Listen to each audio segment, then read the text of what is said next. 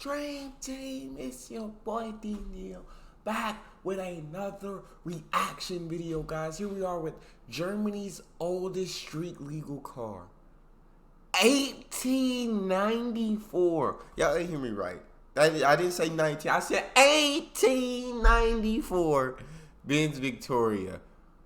I'm excited to jump into this. I'm very intrigued. And before we dive into this, I need you to dive into that subscribe button, ring notification bell, get a video a thumbs up so it gets suggested. Social media, Patreon, all up top. If you want to subscribe to any of it, put all the links in the description. All you gotta do is hit the link, follow me, talk to me, human. I talk back. And if you got a favorite video suggestion, you can subscribe to Patreon or drop it in the comment section. What we got? This is the Benz Victoria, built by German automobile pioneer Karl Benz over 100 years ago. Wow. Today, Karl-Heinz Rehkopf, dressed for the occasion, is taking the vintage ride for a spin. It even has a regular license plate. This old-timer is street legal. Really? I don't see no seatbelts on him. He look like he riding in comfort, I'll tell you that. He look like he riding in comfort, bro. That's how you steer it? Bro, this is crazy. This is absolutely wild. How fast is this thing go? Ein Fahrzeug erleben. This is the vehicle that passed down its genes to all other cars. The unique thing about this car is that it's the oldest one still allowed on German roads. Needless to say, the vintage Benz Victoria has its quirks. This isn't a steering wheel, but more a steering arm. I'll move it. And there's a curious kind of indicator that shows you in which direction the car will go. Really?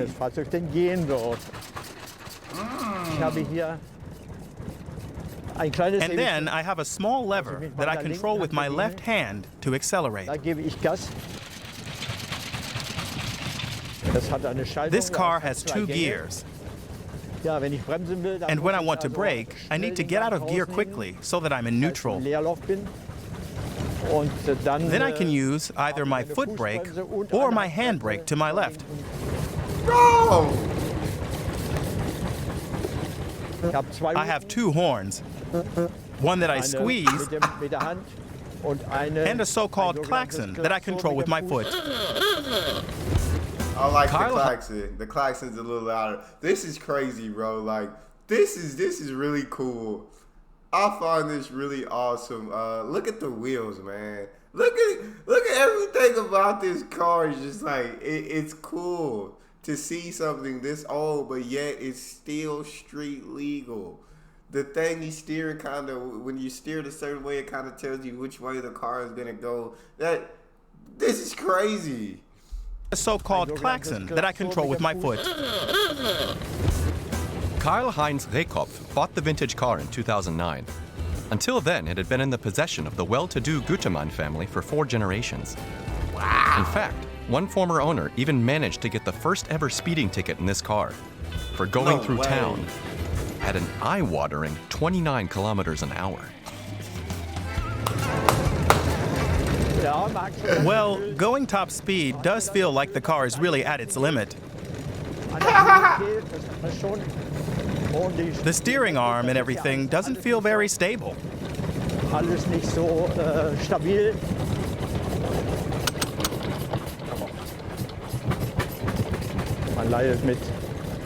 Whenever the car struggles, you struggle with it. And when it rains, you both get wet.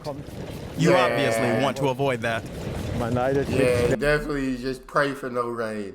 Definitely praying for no rain. There's no way you could drive that in rain. You both get wet. You obviously want to avoid that. It's rare that Karl-Heinz Rehkopf takes this vintage car out on the road. Usually, it can be admired at a transport museum near Göttingen. Wow. Michael Marx, the museum's mechanic, knows exactly how to fix Victoria if something's not working as it should. Here you can see the piston. It's a big one. It's got a 3-liter engine. You can see it running. Unlike cars today, simply turning the ignition isn't enough to start it up. Really? First, you need to pull a few levers. and adjust the engine settings to the weather conditions so it runs smoothly. Wow. As you can imagine, depending on the weather, temperature, humidity, and air pressure, you need to fiddle around pretty long until the engine runs properly.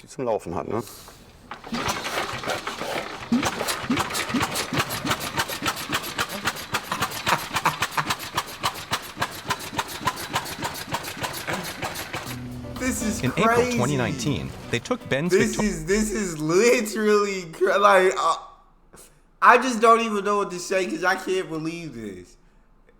1894, y'all. Like, wow. In April 2019, they took Benz Victoria for a technical inspection to see if it was safe to drive on German roads. Wow. After an in-depth inspection, the car was given the go-ahead. But only under a few conditions, as car mechanic Burkhard Niemitz explains. The car doesn't have any electrical wiring, so hazard warning lights were not retrofitted, which usually is required. And the car doesn't have blinkers. That means the car may only be driven in daytime, in good weather conditions. And the driver must carry a signaling disc.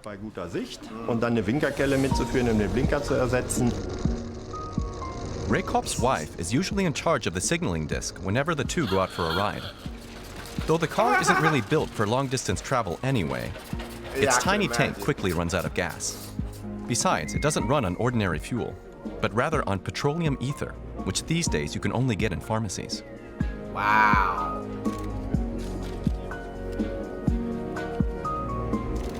But even with a full tank, you won't get anywhere fast.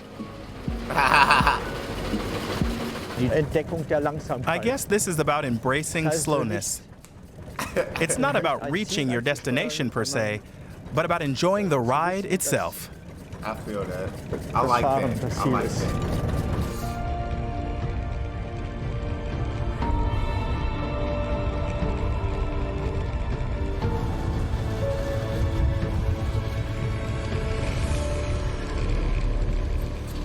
That's crazy, bro.